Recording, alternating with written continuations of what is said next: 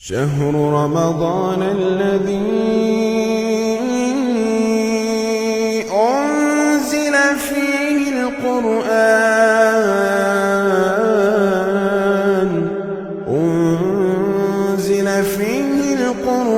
هدى للناس وبينات من الهدى والفرقان۔ قرآن حکیم کے 25ویں پارے کا تفسیری خلاصہ پیش کیا جا رہا ہے۔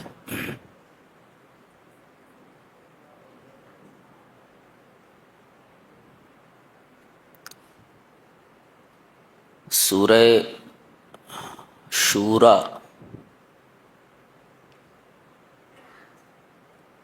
یہ پہلی سورہ ہے جو اس پارے میں موجود ہے۔ اس سورہ کی ایک خاص اور اہم بات یہ ہے کہ اس میں کلمہ وحی اور اس کے مشتقات، یعنی وحی کا جو لفظ ہے وہ لفظ اور لفظ وحی سے نکلنے والے الفاظ، یعنی اس کے مشتقات، جاءت 6 مرات، 6 ٹائمز، یعنی 6 بار آئے۔ کیا مطلب؟ یہ قرآن حکیم وحی ہے، یہ قرآن حکیم وحی ہے، یہ قرآن حکیم وحی ہے، یہ قرآن حکیم وحی ہے۔ 6 مرتبہ یہ لفظ لایا گیا ہے، اشارہ اس بات کی طرف ہے کہ مشرکین جو افواہ پھیلا رہے ہیں کہ یہ قرآن اختلقہ محمد صلی اللہ علیہ وسلم من قبل نفسہ ونسبہ الی اللہ، کہ محمد صلی اللہ علیہ وسلم نے اس قرآن کو اپنی طرف سے گھڑ لیا ہے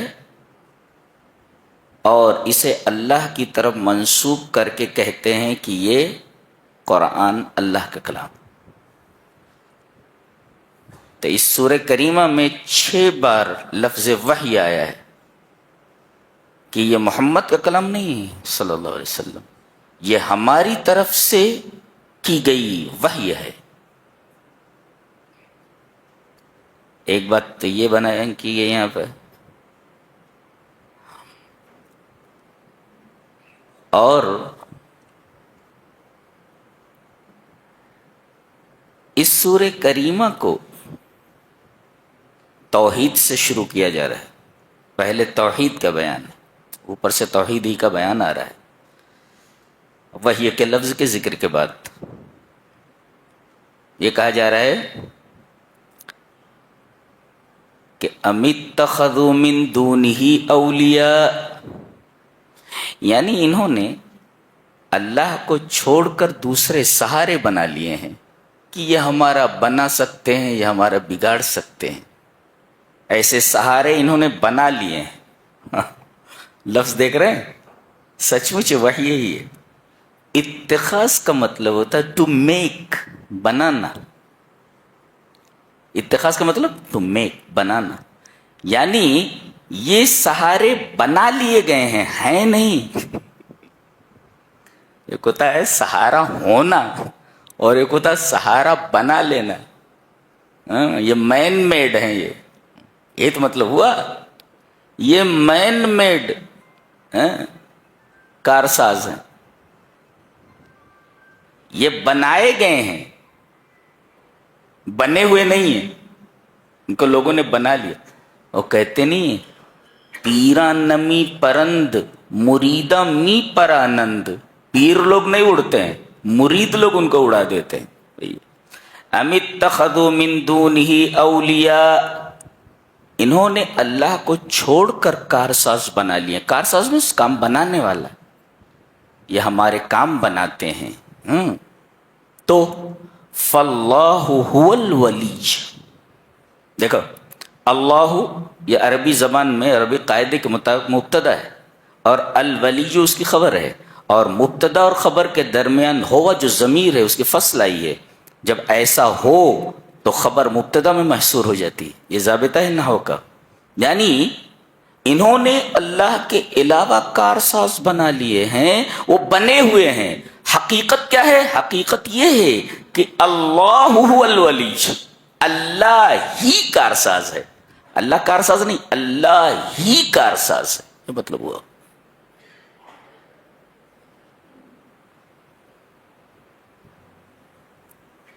اور کیوں؟ اس لیے کہ اس کے اندر ایک صفت ایسی ہے جو ان کے اندر نہیں ہے. کیا؟ وَهُوَ يُحْيِي الْمَوْتَى، وہ مردوں کو زندہ کرتا ہے. پتہ یہ چلا کہ جو اپنی موت نہ روک سکے اور مر جائے وہ کبھی بھی کارساز نہیں ہو سکتا. دلیل دی گئی ہے. پہلے کیا کہا گیا؟ اللہ کو چھوڑ کر انہوں نے کارساز بنا لیے ہیں، اور لفظ اتخاذ بتاتا ہے کہ یہ ہیں نہیں، لوگوں نے ان کو بنا لیا ہے. حقیقت کیا ہے؟ حقیقت یہ ہے کہ اللہ ہی کارساز ہے. فاللہ هو الولی. کیوں اللہ ہی کارساز؟ وَهُوَ يُحْيِي الْمَوْتَى، وہ مردوں کو زندہ کرتا ہے. تو آئیں تمہارے کارساز. تو سب سے پہلے ان سے یہ سوال کیا جائے، آپ مردوں کو زندہ کر لیتے ہیں؟ بولے نہیں کر سکتے. ارے آپ کی زندگی خود ہی کسی کی عطا کردہ ہے، آپ اپنی موت کو نہیں روک سکتے تو دوسروں کا کام کیا بنا سکتے ہو؟ تو کارساز حقیقت میں وہی ہوتا ہے جو مردوں کو زندہ کرے. حضرت ابراہیم علیہ السلام لوگوں کو جب توحید کی دعوت دے رہے تھے تو چاند کی طرف دیکھ کر کہا فَلَمَّا رَأَى الْقَمَرَ بَازِغًا قَالَ هَذَا رَبِّي. چاند کو دیکھا کہ یہ میرا رب ہے. بہرحال وہ بھی ڈوب گیا، ستارہ ڈوب گیا، چاند ڈوب گیا. کہنے لگے لا احب الآفلین. افول کا مطلب ہوتا ہے کوئی چیز پہلے دکھائی دے رہی تھی اب چھپ گئی ہے. یہی تو مطلب افول کا. پہلے چاند دکھائی دے رہا تھا، چھپ گیا، ڈوب گیا. ستارے پہلے دکھائی دے رہے تھے اب دکھائی نہیں دے رہے. پتہ یہ چلا کہ ظاہر ہونے کے بعد جو چھپ جائے وہ معبود نہیں ہو سکتا. ایسے ہی بابا لوگ دنیا میں دکھائی دے رہے تھے، مرنے کے بعد قبر کے اندر چلے گئے، اب دکھائی نہیں دے رہے. تو جو چیز چھپ جائے دکھائی دینے کے بعد وہ کبھی بھی معبود نہیں ہو سکتی. ذہن نشین کرو.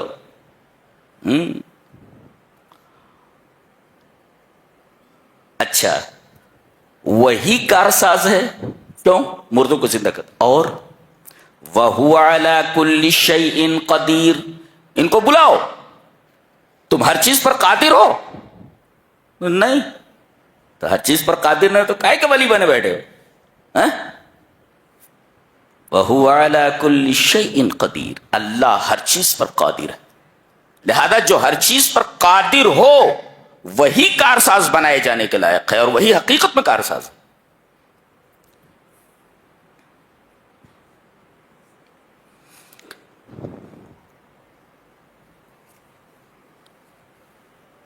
آگے یہ بیان کیا جا رہا ہے کہ یہ دنیا کھیتی ہے. کھیتی، اس میں کافر بھی کھیتی کر رہا ہے اور مومن بھی کھیتی کر رہا ہے. زمین ایک ہے، کھیتی دونوں کر رہے ہیں، مومن بھی اور کافر بھی.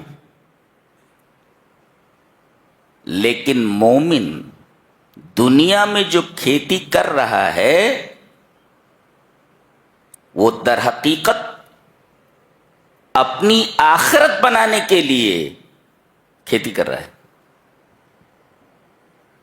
اور کافر صرف دنیا بنانے کے لیے کھیتی کر رہا ہے. دونوں کی کھیتی کرنے میں فرق بہت بڑا ہے. اللہ یہ فرما رہا ہے کہ مومن اس زمین میں آخرت کی کھیتی کر رہا ہے، تو اس کا یہ مطلب نہیں ہے کہ ہم اسے دنیا نہیں دیتے، دنیا بھی دیتے ہیں اس کو ہم. اور آخرت کی کھیتی کر رہا ہے تو ہم اسے آخرت تو دیں گے ہی. بہت عجیب و غریب نقطہ بیان کیا گیا ہے. من کان یرید حرث الآخرۃ نزد لہ فی حرثہ، جو آخرت کی کھیتی چاہتا ہے تو ہم اسے اتنا دیتے ہیں جتنا وہ چاہتا ہے.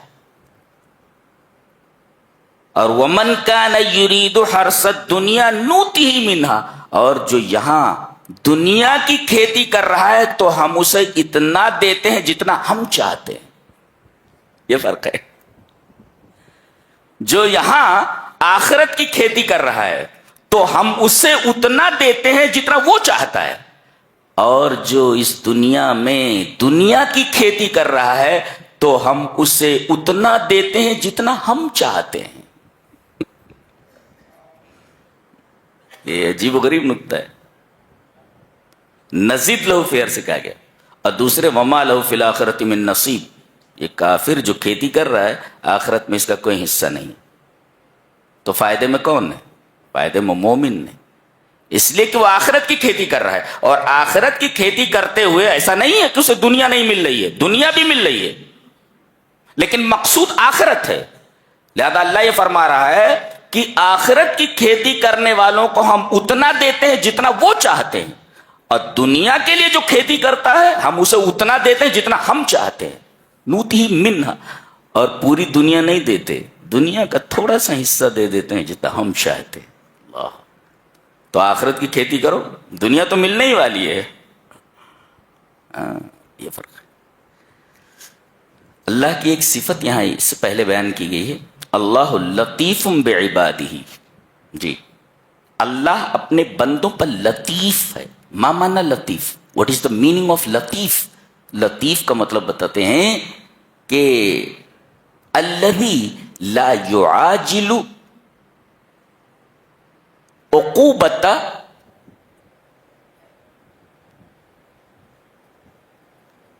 عقاب. یعنی اللہ تبارک و تعالی کسی گناہ کرنے والے کے گناہ پر فوراً پکڑ نہیں کرتا. لطیف ہے وہ. جبکہ آدمی گناہ کرتا ہوا پکڑا جاتا ہے تو اسے فوراً قرار واقعی سزا دی جاتی ہے، لیکن اللہ کے یہاں ایسا نہیں ہے، بلکہ وہ سدھرنے کا موقع دیتا ہے. تو الذی لا یعاجل العقوبہ، سزا جلدی نہیں دیتا. اور جو اس سے امید لگاتا ہے اس کی امید کو توڑتا نہیں ہے. جو اس سے امید لگا لے اللہ اس کی امید کو پورا کرتا ہے اور اسے ناکام نہیں کرتا.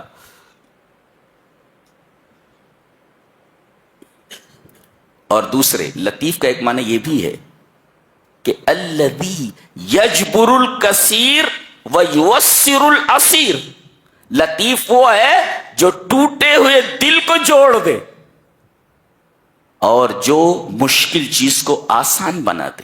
وہ لطیف جو مشکل کو آسان کر دے اور جو ٹوٹے ہوئے دل کو جوڑ دے. رات کی تنہائی میں کوئی رب کے سامنے سجدریز ہے اور زار و قطار رو رہا ہے. اللہ اسے دیکھ رہا ہے کہ میرا بندہ کیوں رو رہا ہے، اسے کیا چاہیے. آپ دیکھ رہے ہیں کسی کا دل ٹوٹ گیا ہے، وہ شکستہ دل رب کے حضور میں حاضر ہے. اللہ تبارک و تعالیٰ اس کے دل کو جوڑ دیتا ہے. تو الذی یجبر الکثیر، جو ٹوٹے ہوئے دلوں کو جوڑ دینے والا ہے، ویسر العسیر، اور مشکل چیز کو آسان کر دینا. لہذا مشکلات آئیں تو آسانی اسی سے مانگو. دل ٹوٹ جائے تو تلافی کے لیے اسی سے درخواست کرو، جوڑنے کے لیے اسی سے درخواست کرو. یہ ہے لطیف کا معنی. اللہ لطیف بعبادہ. اللہ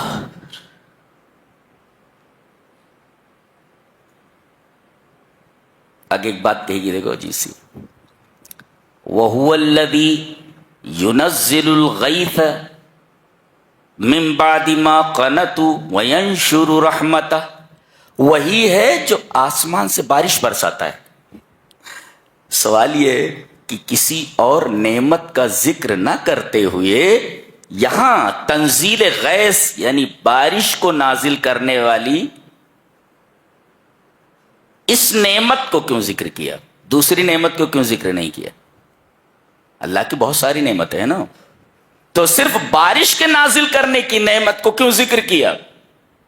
صرف ایک نعمت کا ذکر ہے کہ وہی ہے جو بارش برساتا ہے. تو بارش برسانا، بارش ایک نعمت ہے، تو صرف اسی نعمت کا یہاں پر تذکرہ کیوں کیا گیا؟ خالی اسی نعمت کا. اشارہ اس بات کی طرف ہے کہ یہ نعمت ایسی ہے جس میں کسی کو اختلاف نہیں ہے. سبھی کہتے ہیں کہ بارش اوپر ہی سے آتی ہے، کوئی دوسرا ہے جو برساتا ہے، انسان نہیں برسا سکتا. اس میں کسی کا اختلاف نہیں اس نعمت میں. بقیہ تمام نعمتوں میں اختلاف ہے، لیکن اس نعمت میں کسی کا اختلاف نہیں، اس لیے کہ ہر آدمی یہ کہتا ہے کہ بارش اوپر سے آتی ہے، اوپر والا ہی بارش برسا رہا ہے. اب وہ اوپر والا کون ہے؟ ان کے ہاں کوئی اور ہے، ہم بتاتے ہیں کہ وہ اللہ ہے. لیکن سبھی مانتے ہیں، اس میں کسی کا اختلاف نہیں کہ بارش برسانے والا کوئی ہے، انسان تو نہیں ہو سکتا.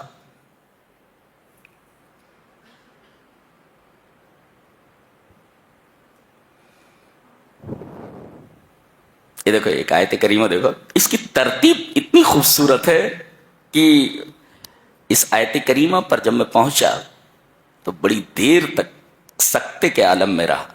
ترتیب دیکھو، والذین آمنوا وعملوا الصالحات فی روضات الجنات لهم ما یشاءون عند ربهم ذلک هو الفضل الکبیر. جو ایمان لائے اور اچھے عمل کرتے ہوئے اس دنیا سے چلے گئے تو فی روضات الجنات، وہ جنت کی کیاریوں میں ہوں گے. کیاری جی روضۃ میں نرسری، کیاری جی. تو فی روضات الجنات، روضۃ میں کیاری جمع روضات، تو یہ جنت کی کیاریوں میں ہوں گے. اچھا، اس کے بعد یہ جو چاہیں گے انہیں ملنے والا ہے. لہم ما یشاؤون. اچھا، تیسرے عند ربہم، اپنے رب کے پاس. ترتیب دیکھ رہے ہیں؟ کچھ سمجھ میں آیا؟ میں دیکھو ترتیب بتا رہا ہوں. آدمی مہمان جب کسی کے ہاں جاتا ہے تو پہلے گھر میں پہنچتا ہے. جی، پہلے وہ گھر پہنچتا ہے. کوئی مہمان کہیں جاتا ہے تو پہلے گھر میں پہنچتا ہے. اب دیکھو یہ ایمان اور عمل صالح والے کہاں پہنچے؟ منزل اکرام روضات الجنات میں. یہ گھر ہے، یہاں پہنچے.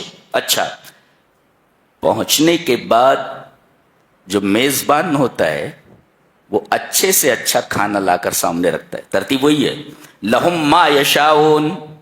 پانی پیئیں گے؟ کیا چاہیے آپ کو؟ کوئی خاص چیز چاہیے آپ کو؟ وہ دیتے ہیں. تو پہلے آدمی گھر پہنچا، مہمان میزبان کہاں پہنچا؟ ایک فی روضات الجنات اللہم ما یشاؤون. دوسرے نمبر پہ صاحب خانہ یہ پوچھتا ہے، میزبان یہ پوچھتا ہے کیا کھائیں گے آپ؟ جی.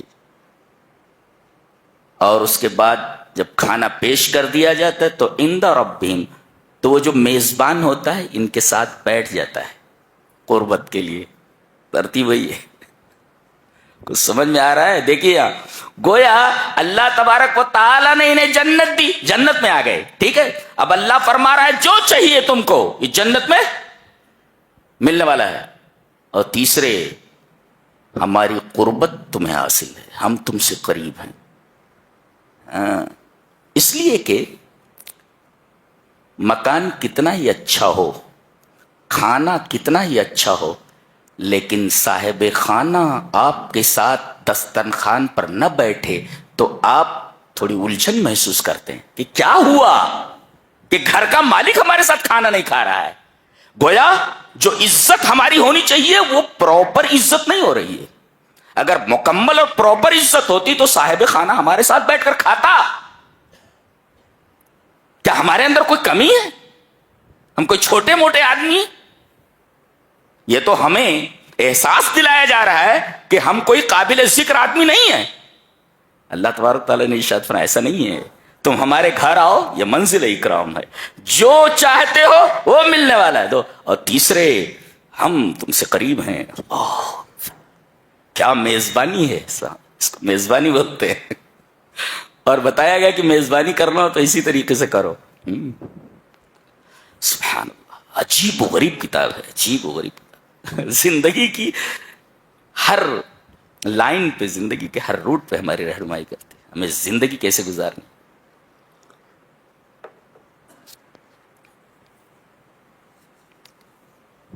غضب کی کتاب ہے.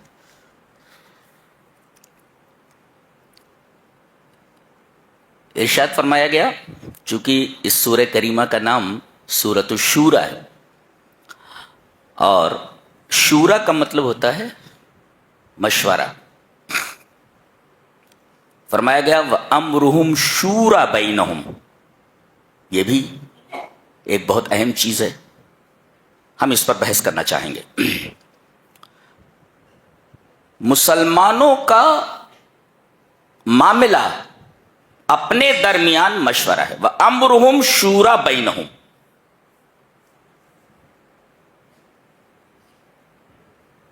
اس میں یہ تعلیم دی گئی ہے کہ مسلمانوں کے اجتماعی معاملات باہمی مشوروں سے طے ہونے چاہیے. ایک ریپیٹ کرتا ہوں، مسلمانوں کے اجتماعی معاملات باہمی مشوروں سے طے ہونے چاہیے. کیوں؟ چوتھے پارے میں سورہ آل عمران میں خود اللہ تعالیٰ نے اپنے نبی کو حکم دیا وَشَاوِرْهُمْ فِي الْأَمْرِ. صحابہ کرام سے آپ معاملے میں مشورہ طلب کیجئے. نبی کسی کے مشورے کا محتاج ہے، لیکن مشورے کو اتنی اہمیت دی گئی ہے کہ نبی سے کہا جا رہا ہے کہ آپ صحابہ کرام سے مشورہ کیجئے. نبی مشورے میں کسی کا محتاج نہیں ہوتا، وہ خود فیصلہ کرتا ہے. لیکن یہاں نبی کو یہ حکم دے کر کے کہ تم صحابہ کرام سے معاملات میں مشورہ کر لیا کرو، اشارہ اس بات کی طرف ہے کہ امت کے اندر مشورے کی یہ سنت قائم رہنی چاہیے، جاری رہنی چاہیے کہ کوئی بھی معاملہ ہو اجتماعی سب بیٹھ کر مشورہ کریں. اور عقل بھی اس کو درست مانتی ہے. کیوں؟ اس لیے کہ متعدد عقلوں کا اجتماع ایک عقل کے مقابلے میں زیادہ مفید اور زیادہ کارآمد ہوتا ہے. اس لیے کہ جب مختلف اور متعدد مشورے آ جائیں اور تمام کے اوپر غور کرنے کے بعد کسی نتیجے پر آپ پہنچیں تو اس نتیجے میں غلطی کے امکانات اور پاسبلٹیز 0% ہوتا ہے. آپ اکیلے کوئی فیصلہ کریں آپ نقصان اٹھا سکتے، لیکن اسی معاملے میں 10 لوگ اپنی رائے دیں تو 10 لوگوں کی رائےوں کو سامنے رکھ کر کے کسی نتیجے پر اگر آپ پہنچیں تو یہ نتیجہ ایسا ہوتا ہے کہ اس میں غلطی کے امکانات بہت ہی کم ہو جاتے ہیں. یہ تعلیم دی گئی ہے شورا کی. لہذا زندگی کا کوئی بھی معاملہ ہو مشورہ ضرور کر لیا کرو، اس لیے کہ متعدد عقلوں کا اجتماع ایک عقل کے مقابلے میں زیادہ کارآمد، زیادہ سود مند اور زیادہ مفید ہوتا ہے. کیا بات ہے.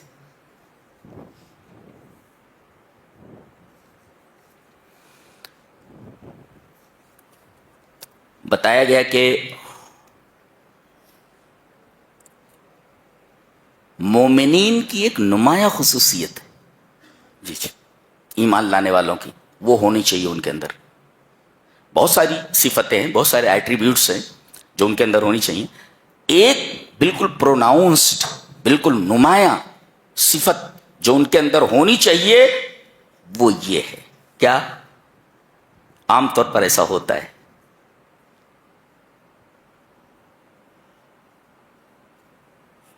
فرمایا گیا والذین اذا اصابہم البغی ہم ینتصرون. یہ اگر کوئی ان کے ساتھ برا سلوک کرے, ان کے اوپر ظلم کرے, والذین اذا اصابہم البغی, انہیں کسی کی طرف سے ظلم پہنچے, کوئی ان کے اوپر ظلم کرے, تو ہم ینتصرون, تو وہ انتصار سے کام لیتے ہیں. مانا انتصار. آپ کے اوپر کوئی ظلم کرتا ہے, آپ ایمان والے ہیں, تو آپ کو کیا کرنا ہے؟ قرآن حکیم بتاتا ہے یہ انتصار کرتے ہیں. انتصار مانا انتصار. انتصار کا مطلب ہوتا ہے ردہ بالمثل. جی, جیسے اس نے ظلم کیا ہے آپ اتنا ہی بدلے میں اس کو نقصان پہنچا سکتے. جی جی, جیسا اس نے کیا بس اتنا ہی آپ کو کرنا ہے. ردہ بالمثل دون تجاوز, آپ تجاوز نہیں کر سکتے, جتنا اس نے کیا ہے بس اتنا ہی آپ کو کرنا ہے. اور یہ حسن ہے. احسن یہ ہے کہ معاف کر دیا جائے. تو انتقام کی اجازت ہے, جذبات کی رعایت کی گئی. آدمی غصے میں ہوتا ہے, اسے کہہ دیا جائے معاف کر دے, کیوں معاف کروں میں؟ گویا انتقام لینے کی اجازت دی گئی, اس میں جذبات کی رعایت ہے. اور کہتے ہیں یہ حسن ہے, اچھا ہے. لیکن اگر انتقام لینے کے بجائے اسے معاف کر دو تو یہ احسن ہے. اور مومن جو ہوتا ہے وہ احسن چیز, جو زیادہ بہتر ہوتا ہے, گڈ ہوتا ہے, گڈ. ٹھیک ہے, آپ کے ساتھ اس نے ظلم کیا ہے, آپ ردہ بالمثل, وہی سلوک آپ اس کے ساتھ کر دیں, تو یہ ہے گڈ. لیکن قرآن حکیم یہ کہتا ہے کہ گڈ نہیں, آپ اس کے ساتھ بیٹر کیجئے یا بیسٹ کیجئے. جی, آپ کو اجازت ہے پازیٹو ڈگری کی, لیکن کمپیریٹو اور سپرلیٹو ڈگری یہ احسن ہے. Good, better, best. تو آپ بیٹر اور بیسٹ کی طرف جائیں, اس لیے کہ ایمان آپ کا یہ تقاضا کرتا ہے کہ آپ پازیٹو ڈگری پر نہ رکیں بلکہ کمپیریٹو اور سپرلیٹو ڈگری کو اوپر جائیں. جی, بیٹر بیسٹ کی طرف جائیں. جی,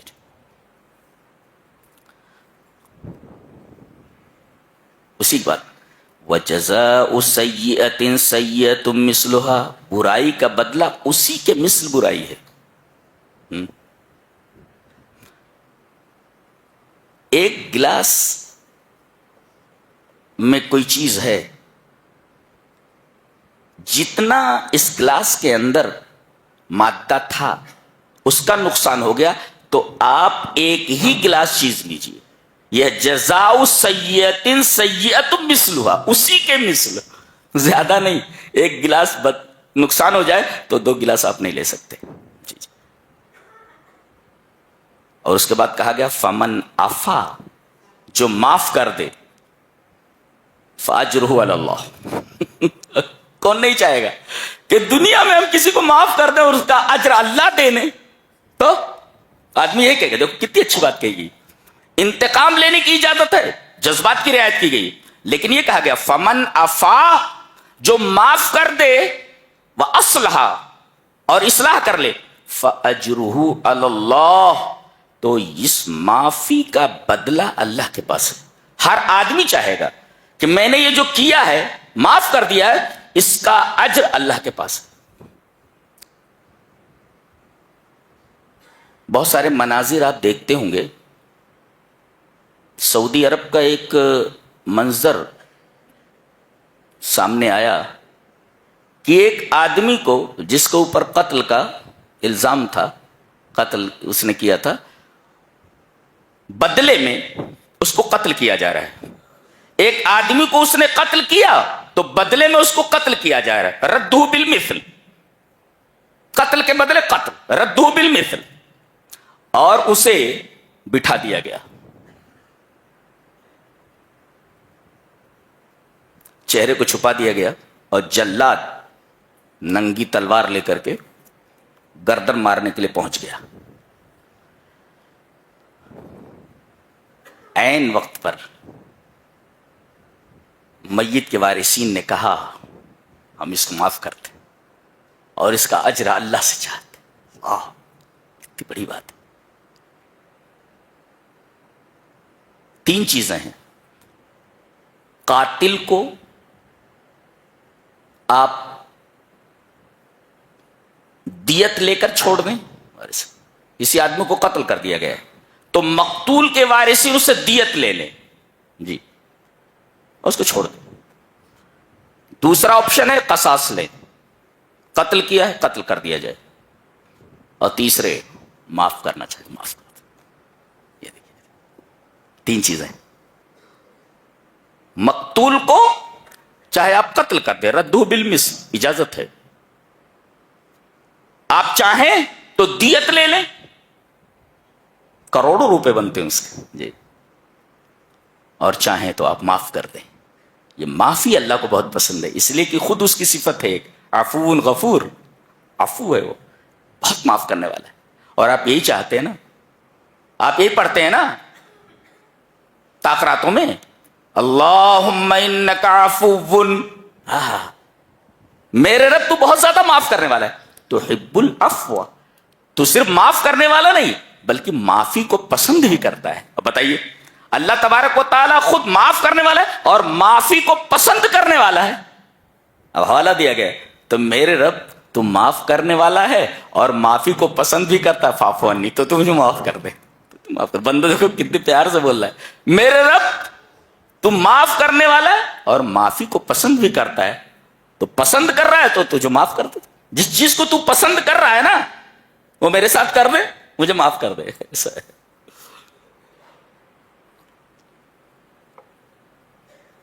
یہ تعلیم ہے اسلام کی.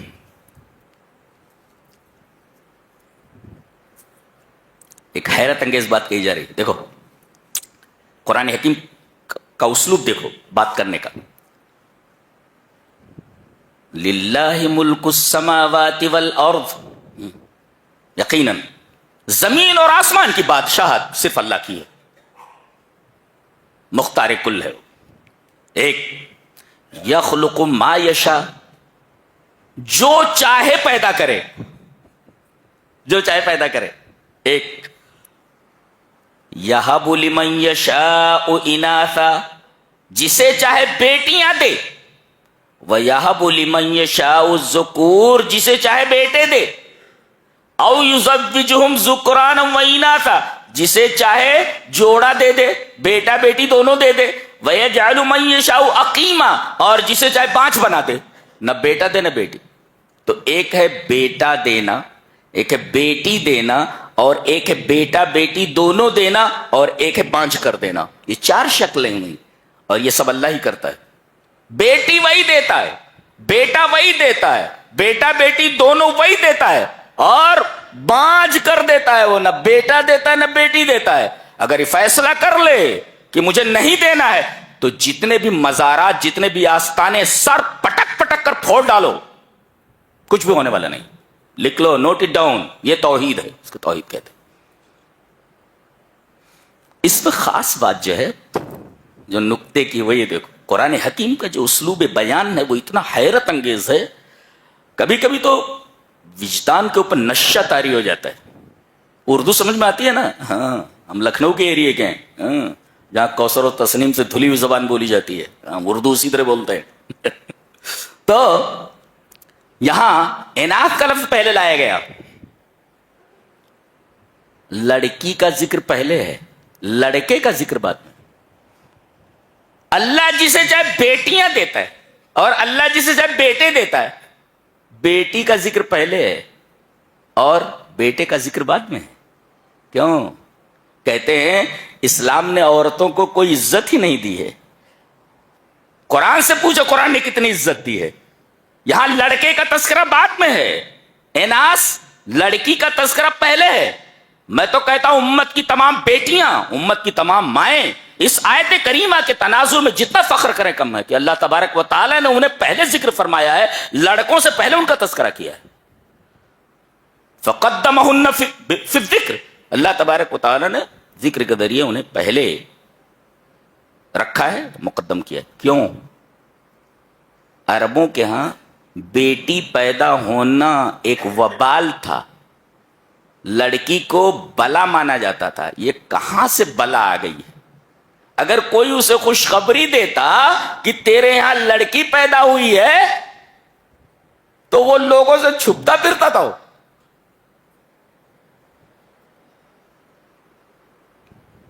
یعنی لڑکیوں کی پیدائش کو آر سمجھا جاتا. وہ 22 سے ننگو آر تھیں، انہیں زندہ درگور کر دیا جاتا تھا.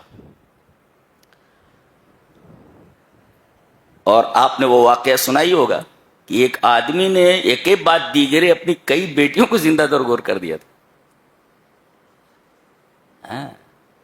اتنے سنگ دل تھے یہ. یہاں لڑکیوں کا تذکرہ پہلے کیا گیا یہ بتانے کے لیے تاکہ لِإِنَاسِ الْآبَاءِ، تاکہ ان کے باپ کو مانوس کیا جائے اور یہ بتایا جائے کہ لڑکوں کے مقابلے میں یہ رعایت اور نگرانی اور توجہ کی زیادہ مستحق ہے. کیوں؟ اس لیے کہ یہ لڑکوں کے مقابلے میں کمزور ہیں، اور عقل یہ کہتی ہے کہ کمزور رعایت کا، نگرانی کا زیادہ مستحق ہوتا ہے بالمقابل قوی کے. یہ فطرت ہے. آپ گھر میں آئیں، بچہ بیمار ہے، سب سے پہلے آپ کسی بیمار بچے کے بارے میں پوچھیں کیسا ہے. فطرت ہے آدمی کی. گھر میں ایک بچہ ہینڈیکیپڈ ہے، ایک جگہ پڑا رہتا ہے،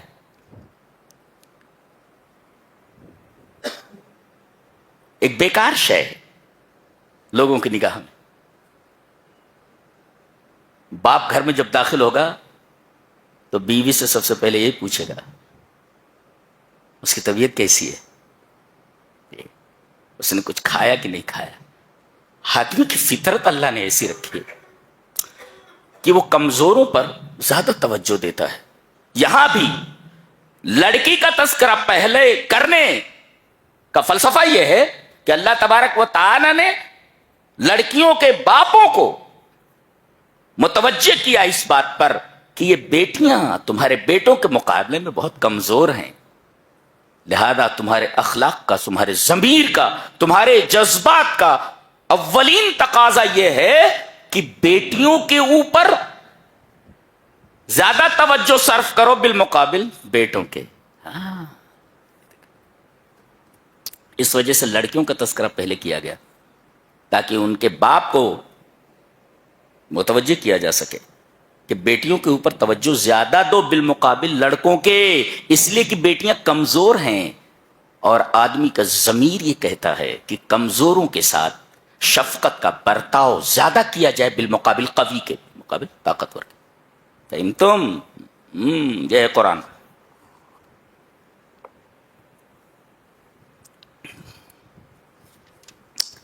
اس کے بعد یہ کہا گیا وَكَذَلِكَ أَوْحَيْنَا إِلَيْكَ رُوحًا مِّنْ أَمْرِنَا مَا كُنْتَ تَدْرِي مَا الْكِتَابُ وَلَا الْإِيمَانُ. اور اسی طرح ہم نے وحی کی ہے. دیکھو میں نے بتایا نہیں 6 مرتبہ آیا ہے. وَكَذَلِكَ أَوْحَيْنَا إِلَيْكَ، ہم نے آپ کی طرف وحی کی ہے. کیا؟ کتاب نہیں، روح وحی کی ہے. روح ہے یہ. بتاؤ اگر آدمی کے بدن سے روح نکل جائے تو بدن بے قیمت ہو جاتا ہے. قرآن حکیم کو روح کہا گیا ہے. ٹائر سے ہوا نکال دی جائے ٹرک ایک قدم آگے نہیں چل سکتا، اس لیے کہ ٹائر کے اندر جو ہوا ہے وہ بنزل روح کے ہے، پورا لوڈ اٹھا لیتی ہے وہ ہوا. کب؟ جب ٹائر کے اندر اسے ڈال دیا جائے. تو روح کیا ہے ٹائر کی؟ ہوا. ہوا نکال دی جائے ٹائر فلیٹ ہو جائے گا، ایک قدم آگے نہیں جائے گا، کوئی لوڈ نہیں لے سکتا. اور اسی ٹائر کے اندر ہوا بھر دی جائے تو کتنا بھی لوڈ اسے اٹھا لیتا ہے. اس لیے کہ روح موجود ہے. نکال دیا جائے ٹائر فلیٹ ہو جائے گا. ایسے ہی قرآن حکیم روح کی طرح ہے. فرد کی زندگی میں آ جائے تو فرد زندہ, معاشرے کی زندگی میں آ جائے معاشرہ زندہ, شہر کی زندگی میں آ جائے شہر زندہ, ملک کی زندگی میں آ جائے ملک زندہ. اس لیے کہ قرآن حکیم کو روح کہا گیا ہے. وَكَذَلِكَ أَوْحَيْنَا إِلَيْكَ رُوحًا مِّنْ أَمْرِنَا. اگر قرآن ہماری زندگی سے نکل جائے تو ہم میں اور مردوں میں کوئی فرق نہیں, ہم چلتی پھرتی لاش کے سوا کچھ نہیں ہے. کہا جاتا مسلمانوں کو جلا دیا جا رہا ہے. ارے بھائی, مرے ہوئے شخص کے ساتھ کیا معاملہ کیا جاتا ہے؟ آدمی مرا ہوا تو اس کے ساتھ کیا کیا جاتا ہے؟ جلا دیا جاتا ہے یا گاڑ دیا جاتا ہے؟ وہی ہے. قرآن کو چھوڑ کر تم مرے ہوئے ہو, تمہارے ساتھ کچھ بھی کیا جا سکتا ہے. تمہارے اندر روح کا ہے, اس لیے کہ قرآن تمہاری زندگی سے نکل چکا ہے. تو پھر تم تو مرے ہوئے ہو, اور مرے ہوئے آدمی کے ساتھ کوئی بھی سلوک کیا جا سکتا ہے. اور الحمدللہ ہمارا مقصد یہی ہے کہ اس قرآن حکیم کی عظمت لوگوں کے دلوں میں جاگزی ہو. مرد بھی سمجھیں, عورتیں بھی سمجھیں, بچوں کے دلوں میں قرآن کی محبت ہو. جی, پرسوں ہمارے ایک عزیز نے فون کر کے بتایا کہ ہمارے والد تقریباً 2 مہینے میں ایک بار ضرور احسن البیان, جو ایک چھوٹی سی تفسیر ہے قرآن حکیم کی, ایک جلد کے اندر ہے, 2 مہینے میں ختم کر لیتے ہیں. تو جو لوگ فارغ ہیں, ان کے بیٹوں نے ذمہ داریاں گھر کی اٹھا لی ہیں, ان کو چاہیے کہ قرآن کے ساتھ جڑیں, اور 2-4 نوجوانوں کو بٹھا کر کے اگر ان کی سمجھ میں کوئی بات آئی, کوئی اچھی چیز سمجھ میں آ رہی ان کے, دیکھیں, ان کو بلا کر کے بیان کریں کہ دیکھو بیٹا یہ چیز ہے. اس طرح قرآن حکیم کو رواج دیں. اور الحمدللہ ہماری پوری ٹیم ہے جو ہندوستان میں جگہ جگہ رمضان شریف میں یہ کام کرتی ہے, قرآن حکیم کو لوگوں تک پہنچاتی ہے اور قرآن حکیم کی عظمت کو ان کے دلوں میں بٹھاتی ہے. قرآن حکیم کوئی معمولی کتاب نہیں. بہت سارے ایسے لوگ ہیں جو کہتے ہیں اس کی کیا ضرورت ہے. بھائی آئیے, آپ ہم سے اچھا بیان کریں, ویلکم ہے, ہم سے اچھا بیان کریں. بس یہ ہے کہ قرآن کو لوگوں تک پہنچائیں. قرآن کو ایک مظلوم کتاب بنا کر کے چھوڑ دیا ہے تم نے. ہم چاہتے ہیں کہ لوگ قرآن حکیم کے قریب آئیں, اس سے جڑیں. مقصد حیات اس کے سوا کچھ نہیں ہے کہ لوگ قرآن حکیم سے جڑیں, قرآن حکیم کو سینے سے لگائیں, اس پر عمل کریں.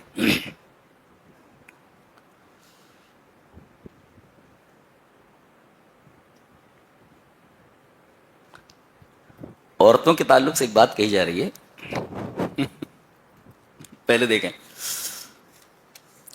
اور کسی بات کو سمجھنے کے لیے قرآن حکیم کا سیاق سباق اور سیاق لحاق دونوں کو پیش نظر رکھنا ضروری ہے.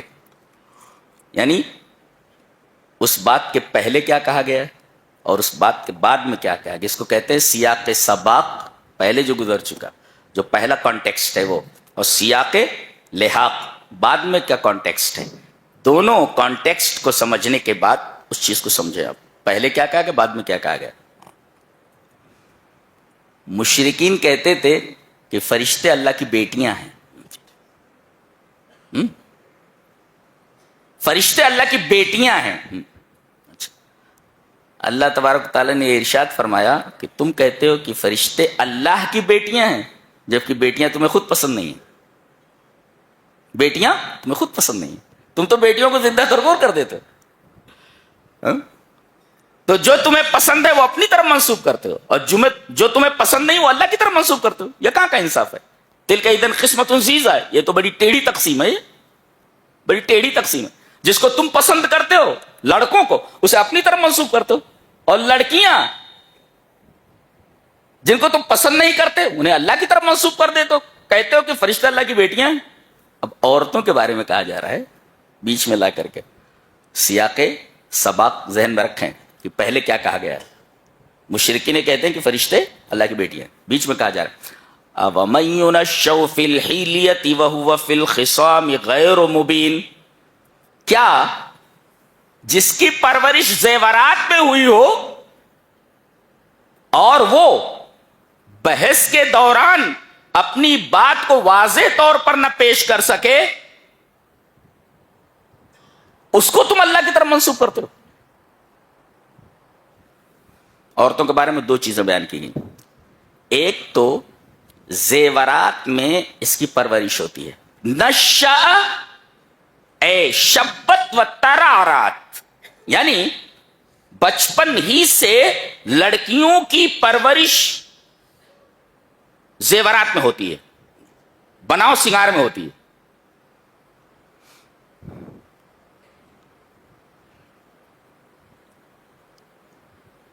اس کے مطالبے ہوتے ہیں، لے چلو کسی جویلری کی دکان پہ، یہ چیز خریدنی وہ چیز خریدنی. مردوں کو ان زیورات سے کوئی دلچسپی نہیں تھی، انہیں دلچسپی ہے. دیکھو اَوَمَن يُنَشَّأُ فِي الْحِلْيَةِ، کیوں بھائی یہ تمہیں بناؤ سنگار کے سامان کیوں پسند ہے؟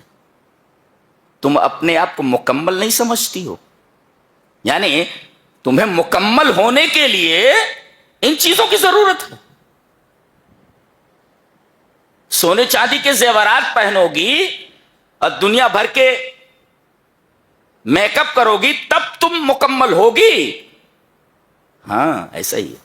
اللہ تبارک و تعالی نے عورت کی فطرت ہی ایسی بنائی ہے کہ اس کی جو بدنی ساخت ہے، اس کی جو ریکوائرمنٹ ہے، وہ یہ چاہتی ہے کہ میں جیسی ہوں اس سے اور اچھی لگوں. جو اس کی جبلت ہے، وہ سمجھ میں آیا؟ اس کی جو بدنی ساخت ہے، اس بدنی ساخت کے اعتبار سے عورت کی جبلت یہ ہے کہ وہ چاہتی ہے کہ میں جیسی ہوں اس سے اور اچھی لگوں. یعنی وہ خود اپنے آپ کو ناقص سمجھ رہی ہے، کامل کرنے کے لیے اسے ان تمام چیزوں کی ضرورت ہے. یہ دیکھو، یعنی وہ خود اپنے آپ کو ناقص سمجھ رہی ہے ایک. اور دوسرے وہ فی الخصام غیر مبین، اور جب بحث کرتی ہے تو اپنا مدعا صحیح طریقے سے نہیں رکھ پاتی.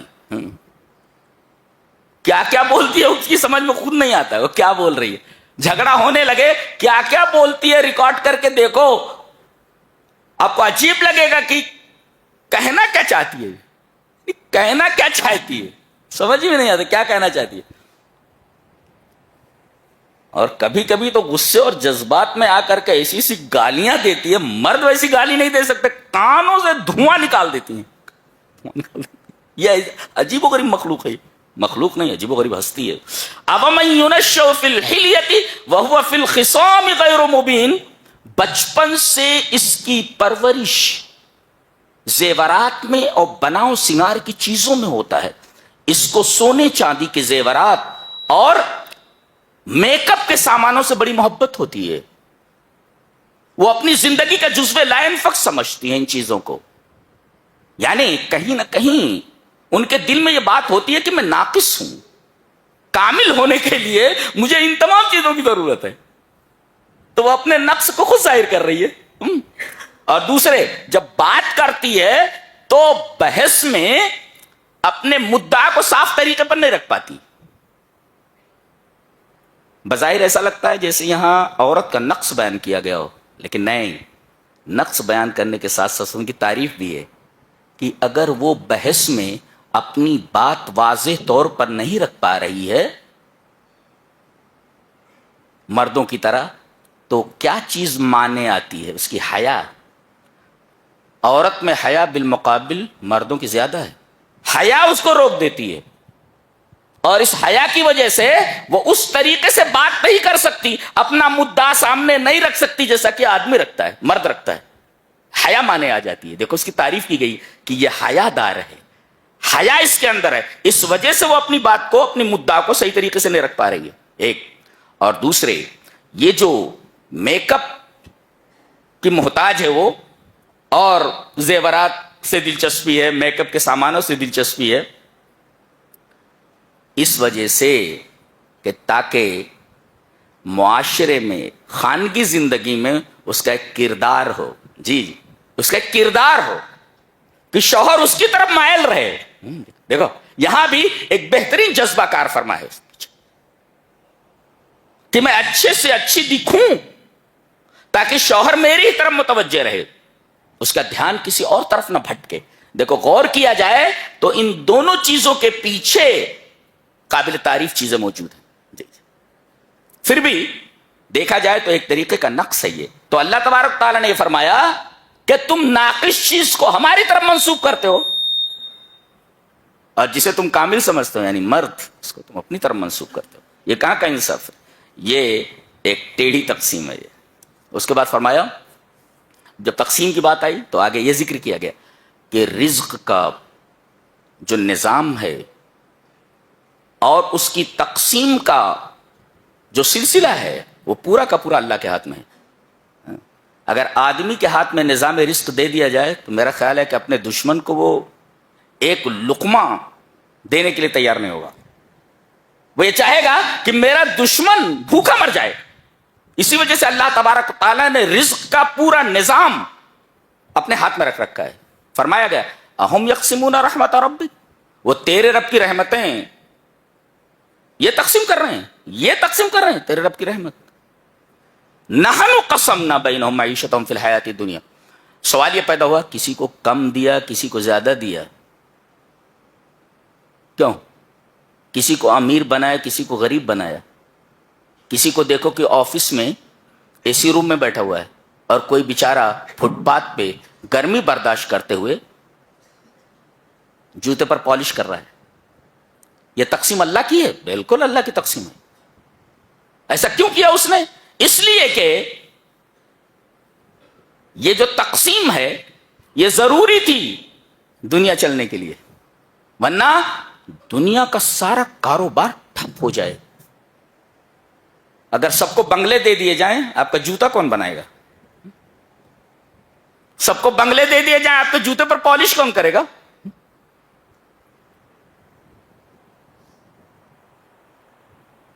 جو کام تم نہیں کر سکتے وہ کون کرے گا؟ کوئی ایسا ہونا چاہیے جو آپ سے مالی اعتبار سے کمتر ہو. تو اللہ تبارک و تعالیٰ نے رزق کے نظام میں جو یہ اونچ نیچ رکھی ہے، نشیب و فراز رکھے، یہ حکمت کے تحت ہے تاکہ زندگی کا کاروبار ایک سلیقے کے ساتھ ایک نظام کے ساتھ چل سکے. ورنہ اگر سب کو ایک طریقے سے رزق دیا جاتا تو کائنات کا نظام اور کاروبار زندگی ٹھپ ہو کر کے رہ جاتا. لہذا امیر و غریب کا یہ جو فرق ہے یہ فطری ہے، یہ دنیا چلنے کے لیے ضروری ہے. آپ اپنے جوتے کیسے بناتے خالی یہی سوچ لو. یہ موبائل آپ کے ہاتھ میں کیسے ہوتی؟ بنانے والا کوئی اور ہے، آپ نے اس کو خریدا ہے، آپ نہیں بنا سکتے اس کو. بنانے والا کوئی اور ہے، خریدنے والا کوئی اور ہے. بڑا دماغ لگایا ہوگا اس نے، بہت وقت صرف کیا ہوگا اس نے، تب یہ موبائل آپ کے ہاتھ میں آیا ہے.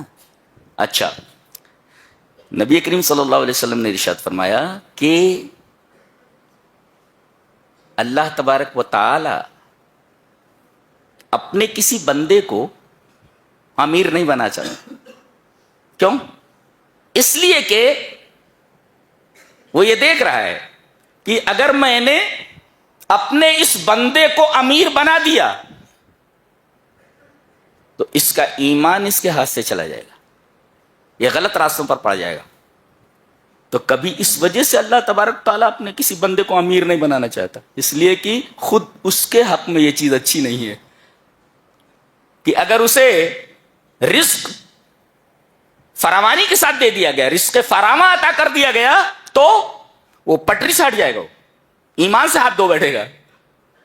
اور اللہ یہ دیکھتا ہے کہ اگر میں نے اپنے اس بندے کو غریب کر دیا تو غریبی کی وجہ سے اس کا ایمان چلا جائے گا. تو اللہ تبارک و تعالیٰ اس کو پیسے دے دیتا ہے اور اس کو پیسے سے محروم رکھتا ہے، ایک خاص مقدار میں روزی عطا کرتا ہے. گویا کہ ہر چیز ایک خاص اندازے کے ساتھ چل رہی ہے. تو بندے نے کوئی چیز مانگی اور اسے نہیں ملی تو اسے سوچنا چاہیے کہ مصلحت متقاضی نہیں ہے، اللہ کسی وجہ سے مجھے یہ چیز نہیں دینا چاہتا جو میں نے اس سے مانگی ہے، شاید یہ میرے حق میں مفید نہ ہو. یہ سوچنا چاہیے. اس لیے کہ ہم جو چیز مانگ رہے ہیں ہمیں کیا پتا کہ یہ چیز ہمارے حق میں مفید ہے کہ غیر مفید؟ جس نے ہم کو بنایا ہے، جو ہمارا رب ہے، اسے معلوم ہے کہ کون سی چیز میرے حق میں مفید ہے اور کون سی چیز میرے حق میں مضر ہے۔ ایک بچہ ہے بخار سے تپ رہا ہے اور اپنے والدین سے آئس کریم کھانے کی ضد کر رہا ہے، ایسی چیز کھانے کی ضد کر رہا ہے جو اس کے مرض کو مزید بڑھا دے۔ ماں باپ چونکہ مربی ہیں، کبھی بھی لڑکے کی خواہش پوری نہیں کریں گے، اسے آئس کریم لے کر کے نہیں دیں گے۔ کیوں؟ اس لیے کہ معلوم ہے کہ اگر یہ آئس کریم اسے دے دی گئی سب مرض بڑھ جائے گا، یہ بیمار ہو جائے گا یہ۔ اور دیکھو آپ خود ایسا کرتے ہیں تو اللہ کے بارے میں ایسا کیوں نہیں سوچتے کہ کوئی چیز اس نے نہیں دی ہے، مصلحت متقاضی ہوگی، اس وجہ سے عطا نہیں کی۔ کیا بات ہے۔ اس کے بعد ہم ایک آیت پر ٹھہریں گے، متوجہ ہیں؟ بہت ہی عجیب و غریب آیت۔ وَمَن يَعْشُ عَن ذِكْرِ الرَّحْمَنِ نُقَيِّضْ لَهُ شَيْطَانًا فَهُوَ لَهُ قَرِينٌ۔ اس میں ہم پہلے دو لفظوں پر بحث کریں گے، اس کے بعد ہم اس کے معنی پر آتے ہیں۔ غور سے میری طرف متوجہ ہو جائیے، بہت عجیب و غریب آیت ہے یہ۔ اشا یاشو کا مطلب ہوتا ہے رتوندھی والا ہونا، جس کو رتوندھی ہو جائے، اردو ہے یہ رتوندھی۔ رتوندھی کا مطلب یہ ہوتا ہے کہ شام ہو جانے کے بعد اسے دکھائی تو دیتا ہے مگر پوری طرح دکھائی نہیں دیتا۔ بیوی آ گئی، کہا جی بہن جی، ارے وہ بہن نہیں ہے، وہ بیوی ہے تیری، اس لیے کہ وہ ینظر بنظر ضعیف ینظر ببصر ضعیف، رتوندی والا ہے، وہ دیکھ تو رہا ہے مگر پوری طرح نہیں دیکھ پا رہا ہے، تو اس کو کہتے اشا یاشو، رتوندی والا ہونا، یعنی کوئی چیز پوری طرح اسے دکھائی نہ دے۔ وہی فرمایا گیا۔ تو جو رحمان کے ذکر سے، یہ رحمان کا ذکر کیا ہے؟ ایک تو اللہ کا ذکر ہے، دوسرے سر فہرست قرآن حکیم ہے۔ تو جو رحمان کے ذکر سے یعنی قرآن حکیم سے رتوندی والا ہو جائے، یعنی قرآن اسے دکھائی نہ دے پوری طرح، عجیب بات۔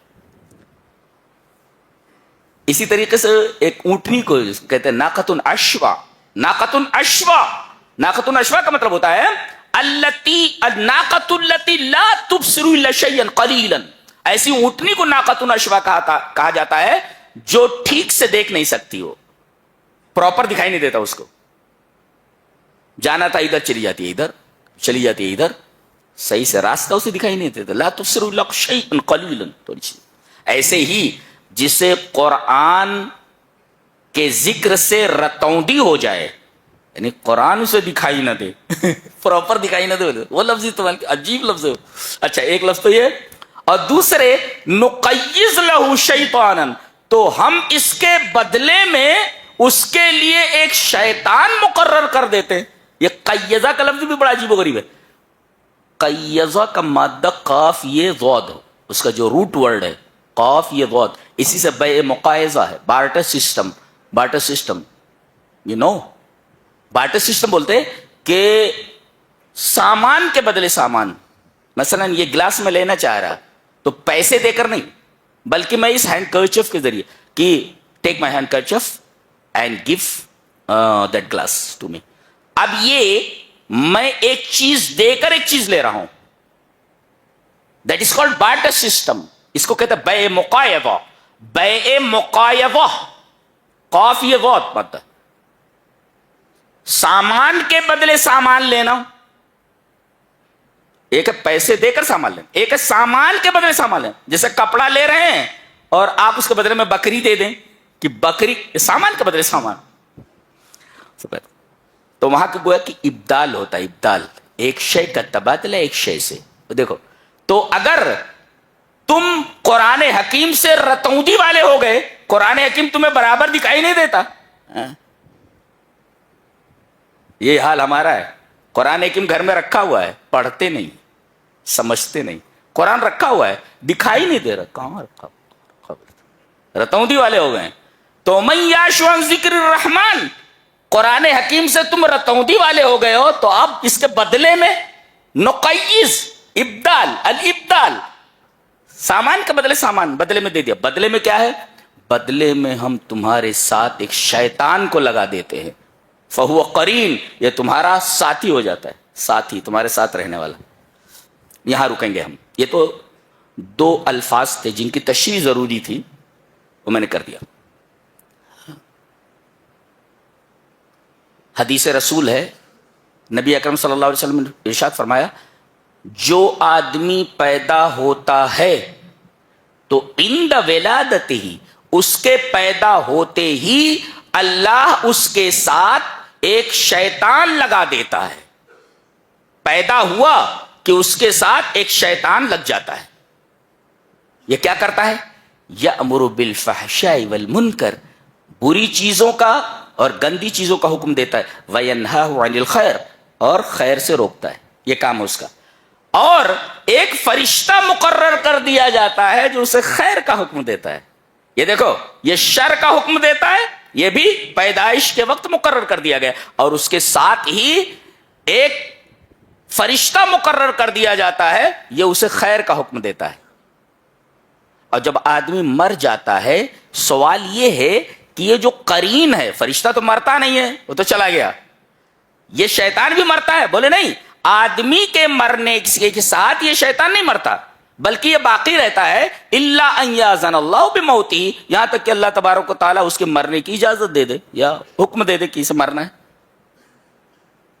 تو انسان پیدا ہوا، پیدا ہوتے وقت ایک فرشتہ اور ایک شیطان اس کے اوپر مقرر کر دیا جاتا ہے. شیطان اسے برائی کا حکم دیتا ہے اور فرشتہ اسے بھلائی کا حکم دیتا ہے. آدمی جب مر گیا تو یہ شیطان اس سے جدا ہو جاتا ہے. یہ نہیں کہا جاتا کہ وہ بھی مر جاتا ہے اور اس کے ساتھ قبر میں جاتا ہے، اس کا کوئی ثبوت نہیں ہے. ایسے فرشتہ اس کے مرنے کا سوال ہی پیدا نہیں ہوتا، وہ بھی الگ ہو جاتا ہے اور یہ شیطان بھی اس سے الگ ہو جاتا ہے. اس لیے کہ انتہت مہمتہ، اس کی جو کارگزاری ہے وہ ختم ہو گئی.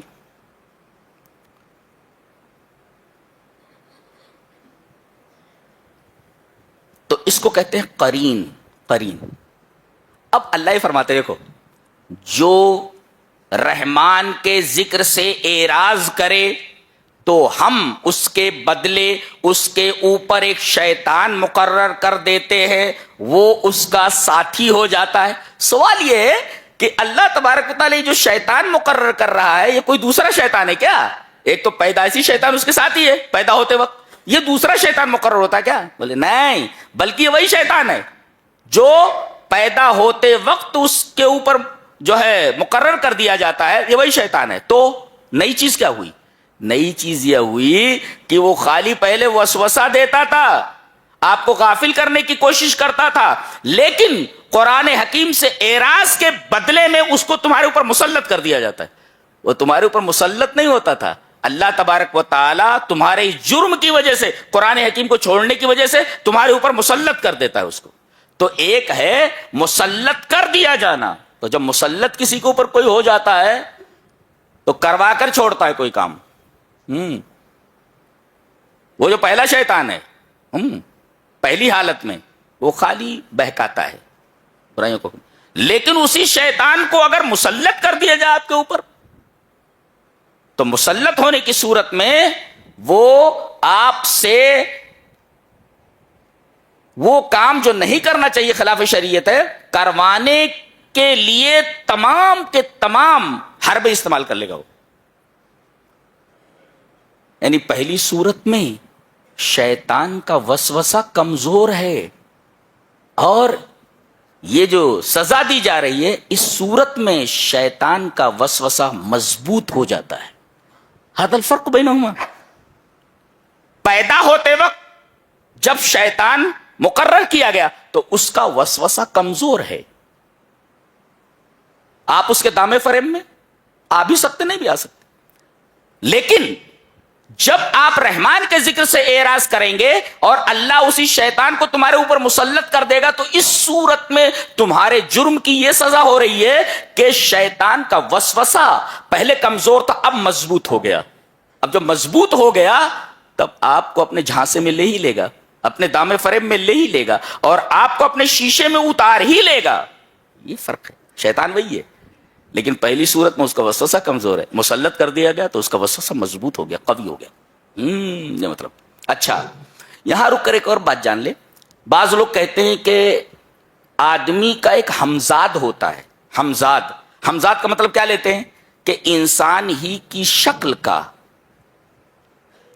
ایک شیطان اس کے ساتھ ہوتا ہے, اس کو ہمزاد بولتے ہیں.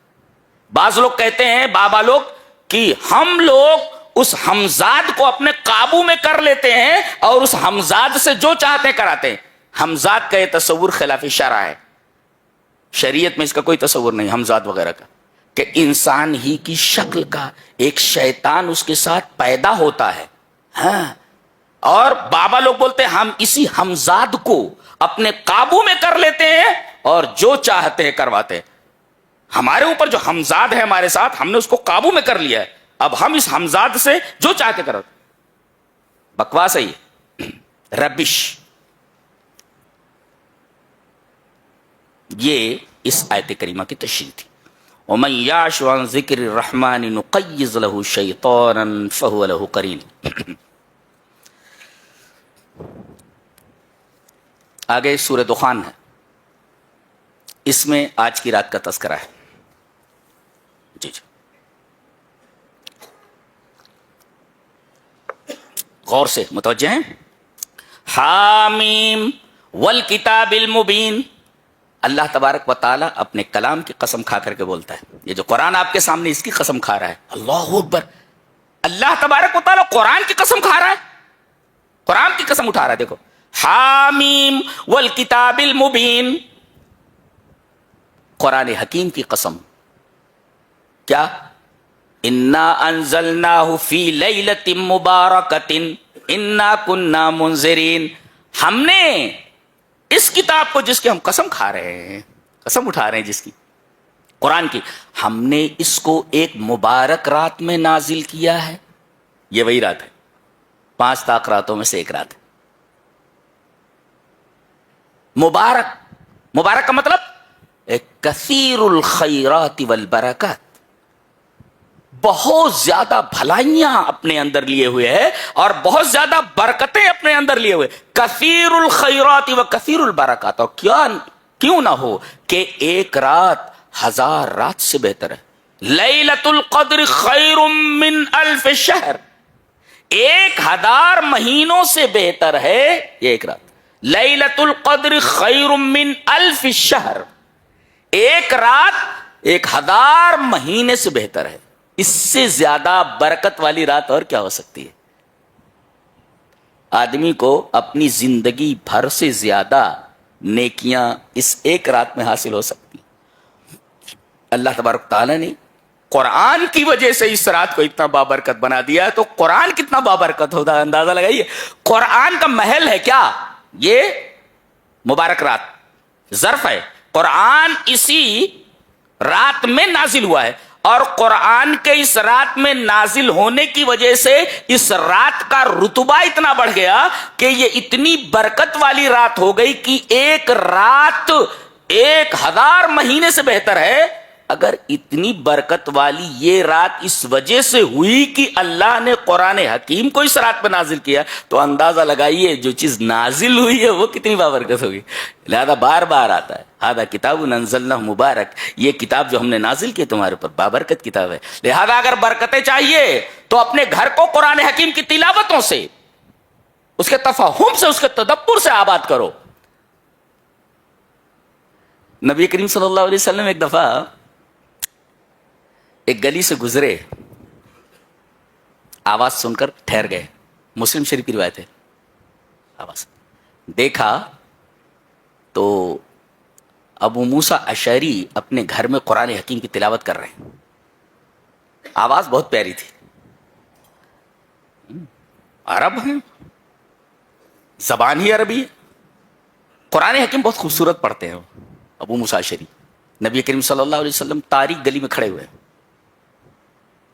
تنہا کھڑے ہوئے اس گلی میں, اور گلی مکمل تاریک ہے. پہلے ایسا تھوڑی تھا کہ پولس لگے ہوئے ہیں, ان کے اوپر لائٹس ہیں اور چاروں طرف اجالا ہے. گلی تاریک ہے، اس میں وہ ہستی کھڑی ہوئی ہے اندھیرے میں، جس ہستی کے اوپر وہ کلام نازل ہوا ہے، اور جب تک ابو موسیٰ اشعری پڑھتے رہے تب تک ہمارا نبی اس تاریک گلی کے اندر کھڑا رہا۔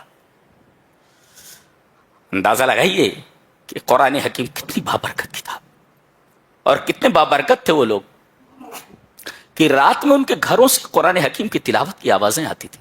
تبھی اللہ تبارک و تعالیٰ نے پوری دنیا ان کے حوالے کر دی، اونٹوں کے چرانے والوں کو، بکریوں کے چرانے والوں کو، جن کے پاس نہ کوئی سویلائزیشن نہیں، کوئی کلچر نہیں تھا، بدو تھے سب۔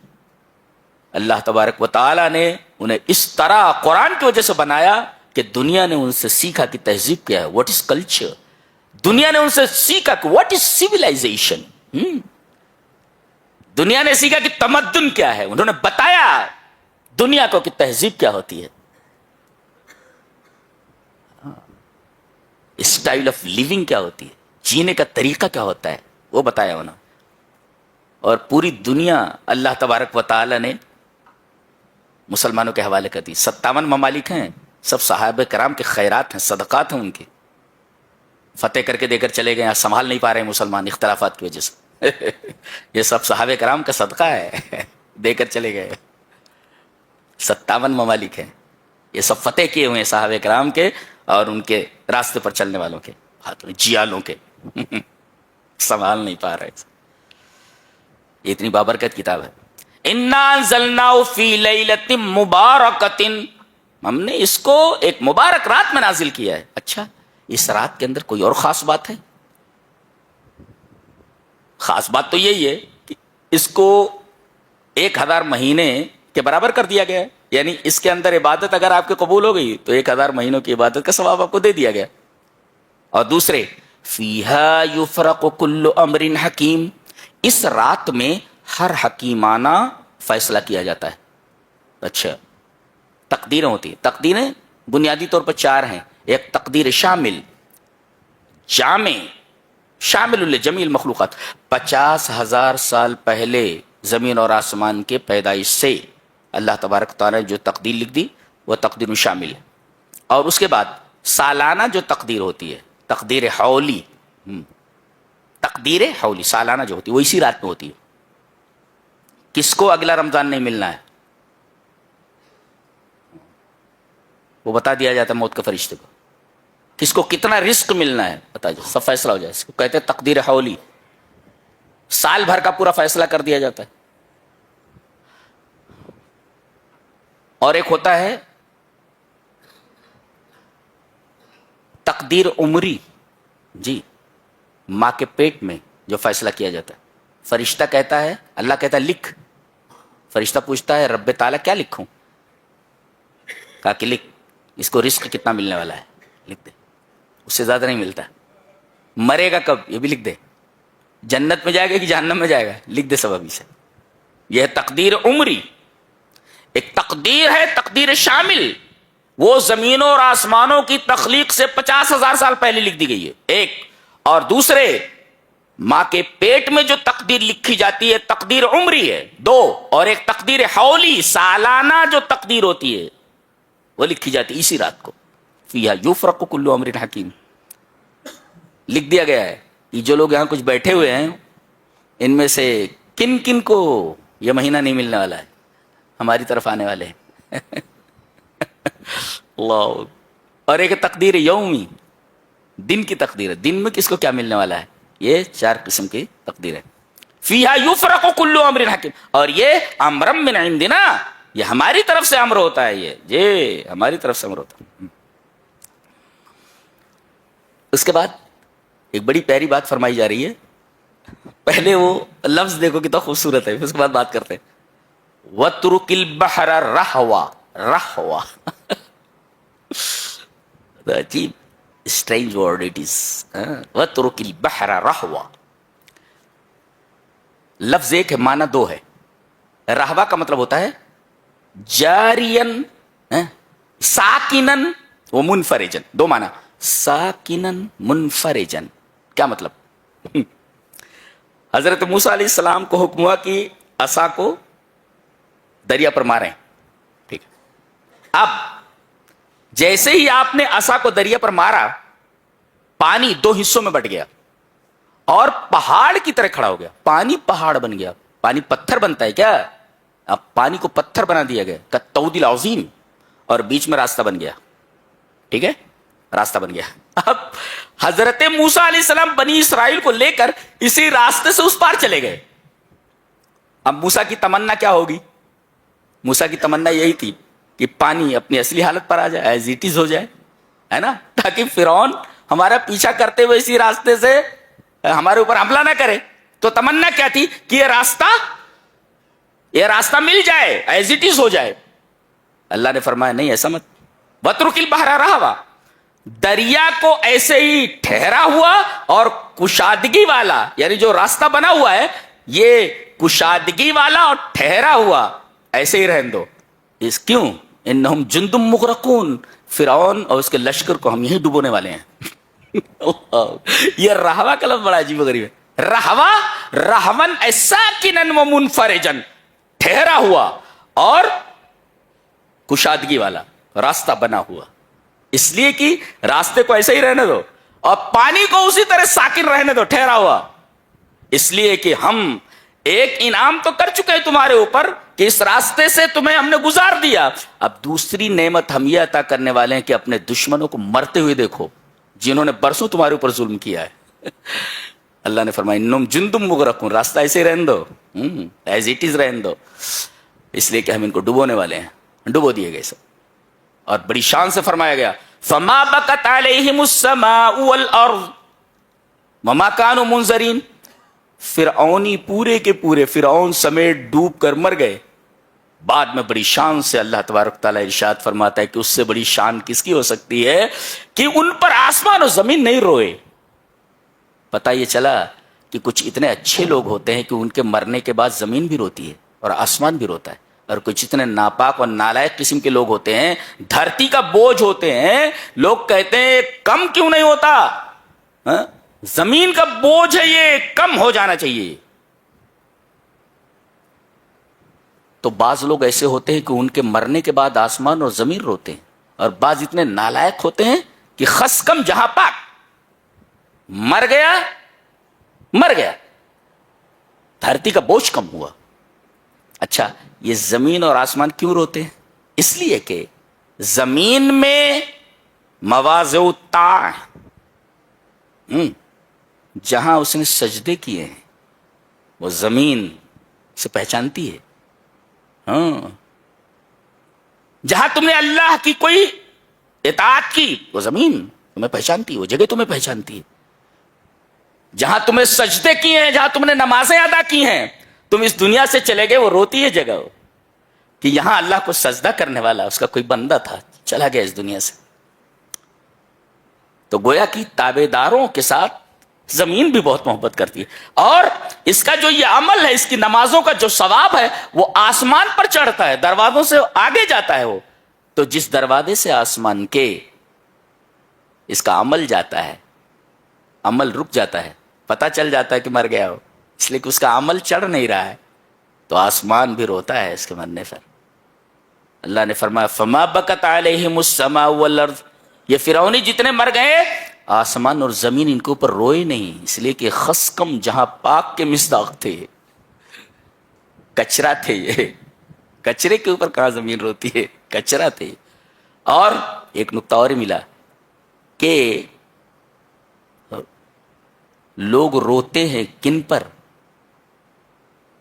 جب وہ کوئی عظیم شخصیت ہوتی ہے تو روتے، ارے اتنا بڑا آدمی دنیا سے چلا گیا. تو بڑی ہستیوں کے اوپر لوگ روتے ہیں، زمین اور آسمان نہیں روئے. کیا مطلب؟ عام آدمیوں کی طرح مر گئے. اپنے کو انا ربکم الاعلی کہتا تھا.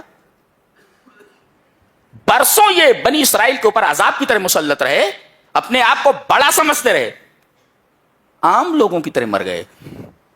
یہ کیا بات ہے، کیا بات ہے.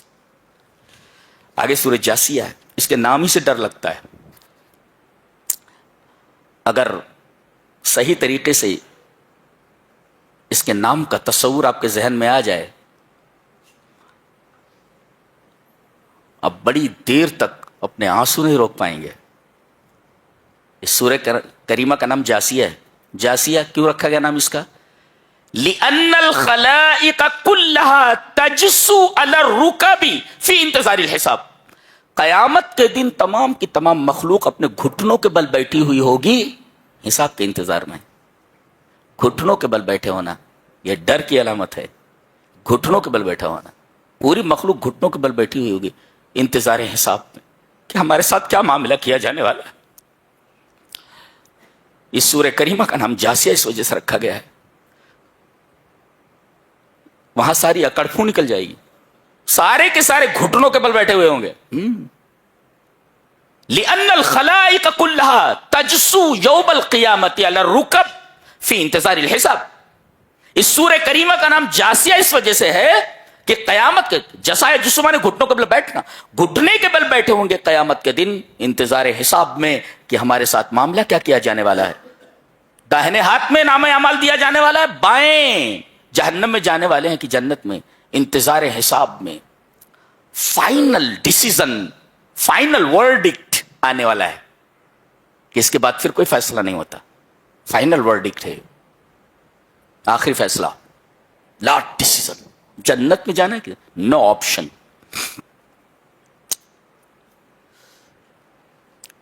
یہ سورہ جاسیہ.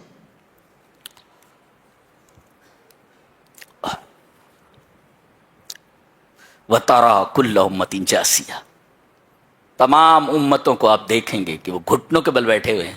كُلُّ أُمَّةٍ تُدْعَىٰ إِلَىٰ كِتَابِهَا, تمام مخلوقات کو ان کے نام اعمال کی طرف بلایا جائے گا. کیوں؟ الْيَوْمَ تُجْزَوْنَ بِمَا كُنتُمْ تَعْمَلُونَ, تم جو زندگی میں کرتے رہے ہو پورا پورا بدلہ تمہیں دیا جانے والا ہے. بیٹھے ہوئے گھٹنوں کے بل بیٹھے ہو. انسان کس قدر بے بس ہے, بے بس. اور نام اعمال سامنے رکھ دیا جائے گا. هذا کتابنا ينطق علیکم بالحق, تمہارا نام اعمال بول پڑے گا. جہاں جہاں جو کچھ تم نے کیا ہے سب اس میں لکھا ہوا ہے. اگر ویڈیو دیکھنا چاہے تو ویڈیو موجود ہے, آڈیو دیکھنا چاہے تو آڈیو موجود ہے. دیکھ سکتے. ینطق علیکم, بولنے کا مطلب کیا ہے؟ ویڈیو بھی موجود ہے. ینطق, بولتے ہوئے. کتاب بول رہی ہے, کیا مطلب؟ کتاب بول رہی ہے. آڈیو دیکھنا چاہتے ہو آڈیو بھی موجود ہے, اور ویڈیو دیکھنا چاہتے ہو بولتے ہوئے. آدھا کتاب نا ینطق علیکم بالحق, یہ بول رہی ہے. دیکھو دیکھو تم نے یہاں پر یہ کیا ہے, تم نے یہاں پر یہ بات کہی ہے. کیا ریکارڈنگ ہے, اللہ اکبر. سارے کیمرے لگے ہوئے ہیں. یہ کیمرے تو کبھی بھی غلطی بھی کر دیتے, وہ کیمرہ کبھی غلطی نہیں کرتا. یہ اللہ کے کیمرہ لگا. جی, کافروں کے ایک سوال کا جواب ہے, دے لیتے ہیں, اس کے بعد بحث کو ختم کرتے ہیں. ویسے ایک ایک آیت کریمہ ایک ایک گھنٹے بحث کی متقاضی ہے, یہ تو ہم ایسے جلدی سے گزر جا رہے. کہتے ہیں مرنے کے بعد کوئی زندگی نہیں ہے. وَقَالُوا مَا هِيَ إِلَّا حَيَاتُنَا الدُّنْيَا نَمُوتُ وَنَحْيَا وَمَا يُهْلِكُنَا إِلَّا الدَّهْرُ. کہتے ہیں جو زندگی ہے وہی ہماری دنیاوی زندگی ہے, ہم مرتے ہیں جیتے ہیں اور ہمیں زمانہ مارتا ہے.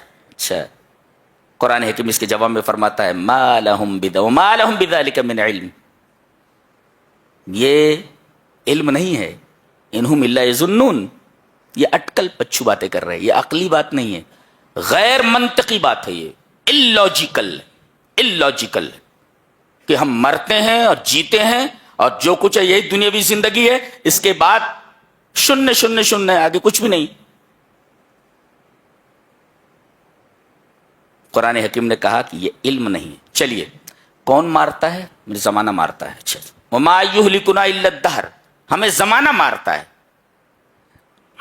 چلیے پہلے یہ پوچھ لیتے ہیں کہ مرنے کے بعد کوئی زندگی نہیں ہے, سارا معاملہ یہ ختم ہو جا رہا, تو یہ بتاؤ کہ مظلوموں کو ظالموں سے انصاف کب دلایا جائے گا؟ جی, یہ سوال ہے, ایک اخلاقی سوال ہے.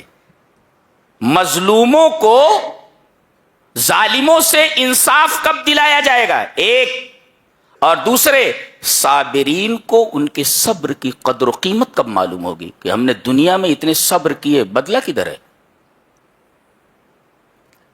دوسرے,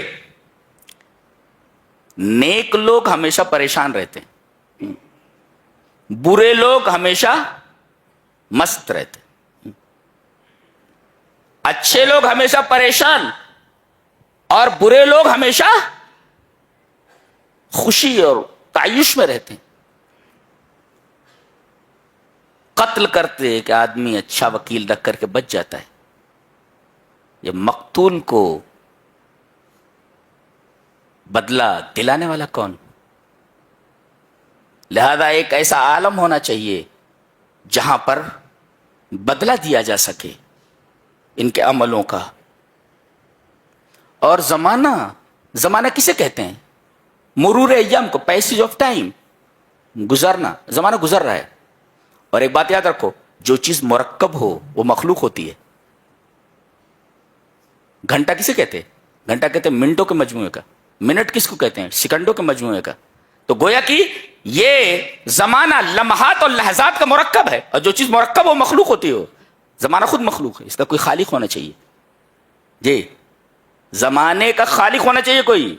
کیوں؟ اس لیے کہ یہ لحظات اور لمحات سے مرکب ہے۔ جو چیز مرکب ہو، ترکیب پذیر ہو، وہ مخلوق ہوتی ہے۔ زمانہ مخلوق ہے، خالق نہیں ہے کوئی مار سکے۔